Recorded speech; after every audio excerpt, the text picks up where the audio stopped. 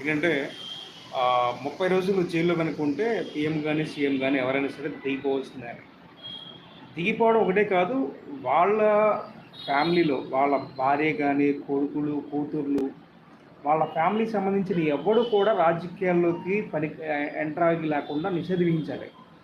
జీవితకాల నిషేధం విధిస్తే అలాంటి ఫ్యామిలీస్ అంటే వీటితో పాటుగా ఎవరైతే ఎకనామికల్ పాయింట్ ఆఫ్ వ్యూలో రాష్ట్రాన్ని అప్పులు ఊబిలో తీస్తారో వాళ్ళ ఫ్యామిలీకి సంబంధించిన ఆస్తులు, ఎంటైర్ ఆస్తులు మొత్తం కూడా రాష్ట్ర ప్రభుత్వాలకి, రాష్ట్ర ప్రభుత్వాలకి అటాచ్ చేయాలి.